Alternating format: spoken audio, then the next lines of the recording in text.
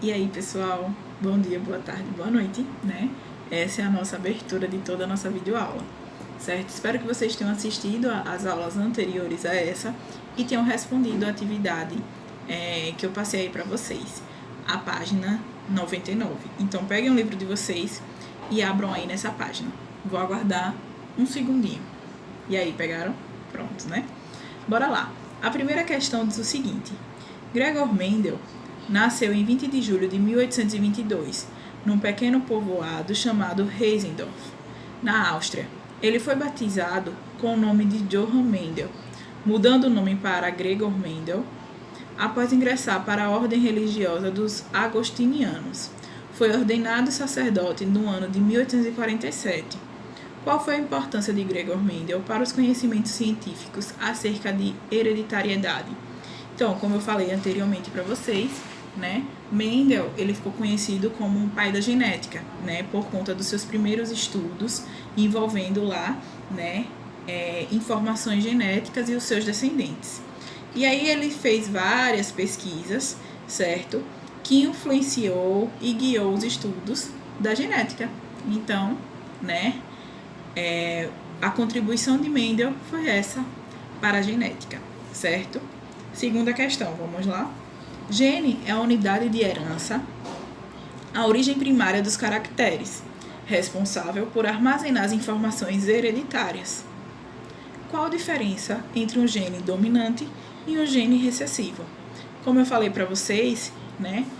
Como é que a gente escreve na genética um gene dominante e um gene recessivo? Com a letra maiúscula ou minúscula, não foi isso?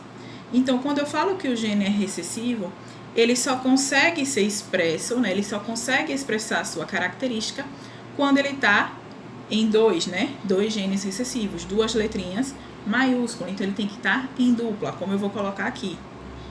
Isso aqui. E aí, certo? O gene dominante, ao contrário do gene recessivo, ele vai conseguir ser expresso, mesmo que ele esteja em dupla, ou mesmo que ele esteja como só, porque ele é dominante, certo? Então, eu vou colocar aqui também como ele pode ser expresso. Beleza? Então, vamos lá para a terceira questão, certo? A terceira questão está na página 100. No caso de uma transfusão sanguínea, como podemos saber quais são os tipos sanguíneos que um paciente A negativo pode receber? Então, pessoal, o paciente A negativo, ele pode receber transfusão sanguínea dos tipos A e O. Por quê? Porque ele não vai possuir um antígeno B, né? Até aí, tudo bem. Mas se o RH do paciente for negativo, né? Ele só vai poder receber com o mesmo fator RH, né? Mas se for positivo, se o RH for positivo, certo? Poderia causar o quê? Aglutinação, beleza? No RH negativo. E aí a gente vai lá para a quarta questão. A engenharia genética se preocupa em melhorar os genes de organismos vivos para repará-los ou melhorá-los. De acordo com o que você estudou, cite alguns benefícios oferecidos por esse campo de pesquisa. Essa resposta aí é pessoal, certo? Vocês podem me enviar ou deixar aqui nos comentários do vídeo, beleza? Não vou interferir nas respostas de vocês, depois a gente pode discutir isso. Quinta questão. Com o advento da descoberta do DNA, a genética avançou muito, permitindo à ciência entender certos distúrbios que ocorriam por mutação e deixavam sequelas no portador. Quais são as diferenças entre síndromes genéticas e doenças monogênicas e poligênicas? Bora lá. Isso aqui a gente falou na nossa segunda videoaula. A síndrome genética, né, ela vai se caracterizar por quê? Por uma mutação, certo? Ou multiplicação de algum gene, né, que não foi transmitido pela informação genética dos pais, certo? Desculpa. As doenças monogênicas são aquelas o quê? Que dependem unicamente dos genes para se manifestar, certo? E as doenças poligênicas dependem tanto da informação genética quanto de fatores externos para ela ser manifestada, beleza? Sexta questão. Imagine que uma determinada doença genética poligênica só possa se manifestar na presença de homozigotos recessivos. Dzinho, Dzinho, certo? Aí tem duas letrinhas D minúsculo. Letra A. Analise as possibilidades de uma criança nascer com esse problema, considerando que, em relação a essa doença, o pai possui genótipo heterozigoto e a mãe possui genótipo desconhecido, né? Então, aí a gente pode fazer duas combinações possíveis, certo? Eu vou colocar a resolução aqui para vocês, beleza? Nesse espaçozinho. E aí vocês acompanham a resolução. Mas como vai ser, certo? Como ele deu duas situações, né? Vamos lá para a situação 1. O pai vai ser heterozigoto. Se o pai vai ser heterozigoto, ele vai ser o quê? Dzão, Dzinho. E a mãe vai ser homozigoto dominante. Então, ela vai ser Dzão, Dzão. Quais são as combinações possíveis, né? A gente vai ter 2 Dzão, Dzinho, né? E 2 Dzão, Dzinho, certo? E a situação 2? O pai seria heterozigoto, né? Heterozigoto é Dzão, Dzinho. E a mãe seria homozigoto recessivo, Dzinho, Dzinho. Quais seriam as combinações possíveis? Seriam 2 Dzão, Dzinho e 2 Dzinho, Dzinho. Só que aí a gente também poderia ter uma situação 3, certo? Vamos ver. O pai vai ser o quê? O pai vai ser Dzão, Dzinho, certo? E a mãe também, Dzão, Dzinho. Ou seja, os dois eram heterozigotos. Quais são as combinações possíveis? A gente vai ter um homozigoto dominante, Dzão, Dzão. E a gente vai ter o quê? 2 heterozigotos e um Dzinho, Dzinho. Certo? Acompanha aqui todas as explicações que eu vou colocar. Beleza? Letra B. Caso a criança nasça com o genótipo Dzinho, Dzinho, ela obrigatoriamente manifestará a doença? E aí? Não, certo? Por quê? Porque a manifestação da doença vai depender de quê? Não apenas do seu genótipo, mas também da interação desse genótipo com as condições o quê? Ambientais, né? Do meio que a criança se encontra, certo? Aí a gente tem a 7ª questão, né? Para fazer uma experiência, beleza? Não vou responder essa questão no momento, certo? Então, vocês passem um círculozinho aí nela, como eu estou fazendo aqui na minha. Beleza? 8ª questão. Os termos homozigoto e heterozigoto fazem parte da nomenclatura básica em genética. Explique o que significa. Falei isso na nossa primeira videoaula, né? Então, vamos lá. Homozigoto é o quê? Aquele indivíduo que vai apresentar 2 alelos idênticos, né? De um gene. Então, ele vai poder ser o quê? Ele vai poder ser Dzinho, Dzinho, ou ele vai poder ser Dzão, Dzão, certo?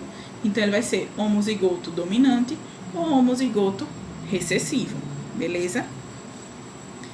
E o heterozigoto? O heterozigoto é aquele indivíduo que vai possuir alelos diferentes. Então, ele vai ser Azão, Azinho, certo? Por exemplo, o Dzão, Dzinho, certo? 9ª questão. Durante uma aula de genética, um aluno perguntou se seria possível uma pessoa com RH negativo ser filha de pais com RH positivo. O que respondeu sua professora? A professora disse que seria o quê? Possível, né? Desde que o pai possuísse o quê? Genótipo heterozigoto, beleza? Nesse caso, a probabilidade do casal ter um filho RH negativo, né, seria de 25%, certo? Então, vamos lá para a página 102, página 10. Questão 10, desculpa. Página 102, questão 10. No quadro a seguir, as duas colunas da direita demonstram esquematicamente o aspecto in vitro das reações no sangue dos indivíduos de cada grupo sanguíneo ABO, aos anti-A e anti-B. Aí vocês veem o quadro, né, da questão, e a letra A diz o seguinte: explica o fenômeno que ocorreria com as hemácias do indivíduo do grupo A ao receber sangue do indivíduo do grupo B. Elas sofreriam o quê? Elas sofreriam reação, né, com as aglutininas A, certo? Letra B. Sabe-se que o aglutinogênio é uma proteína de membrana das hemácias. Explique por que a aglutinação não ocorreria se o aglutinogênio fosse uma proteína citoplasmática. Porque ele não estaria o que? Acessível às glutininas, certo? E aí tem a parte do ciência no vestibular. Vamos lá? Um homem de grupo sanguíneo AB é casado com uma mulher cujos avós paternos e maternos pertencem ao grupo sanguíneo O. Esse casal pode ter apenas descendentes o quê? Dos grupos A e B, certo? Segunda questão. Quando no indivíduo diploide heterozigoto o fenótipo determinado por apenas um dos alelos se manifesta, disse que esse alelo é dominante. Quando um caráter precisa que o alelo esteja em dose dupla, homozigose, homozigotos, para se manifestar, chama-se alelo recessivo. É incorreto afirmar o quê? Letra B, Um caráter com presença de 5 dedos nas mãos é dominante, pois a maioria da população possui. Certo? Terceira questão. 2 genes alelos atuam na determinação da cor das sementes de uma planta A dominante determina a cor púrpura. E Azinho, o recessivo, determina a cor amarela. A tabela abaixo apresenta resultados de vários cruzamentos feitos com diversas linhagens dessa planta. Aí embaixo tem um quadro com cruzamento, certo? Aí apresentam genótipo Azinho, as linhagens o quê? 2, E a linhagem 4, certo? Se vocês fizerem um cruzamento, vocês podem verificar isso, certo? Quarta questão. Uma característica genética recessiva presente no cromossomo Y é o quê? É a letra B, só pode ser herdada a partir do pai por seus descendentes do sexo masculino. Porque, como eu disse, X, o cromossomo sexual é mulher. X, Y é homem, certo? Quinta questão. O exame de paternidade tem sido muito utilizado na medicina forense. Esse teste baseia-se na identificação de marcas genéticas específicas que podem ser encontradas no DNA da mãe, do pai e dos filhos. O resultado do teste, representado abaixo, contém padrões dessas marcas de uma determinada família. Com base nesse resultado, assinale a alternativa incorreta. Ele quer saber o quê, Quem pode ser filho e quem não pode ser filho desse casal, certo? Então, qual é o único que não pode ser filho desse casal, O número 5, O 5 não pode ser filho biológico desse casal, certo? Sexta questão, vamos lá. O pai de uma criança do grupo sanguíneo A e RH positivo, cuja mãe é B e RH negativo, ela poderia ser o quê? Poderia ser AB e RH positivo, certo? Sétima questão. As células de um indivíduo para um determinado locus apresentam o mesmo gene em ambos os cromossomos homólogos. Esse indivíduo é denominado homozigoto.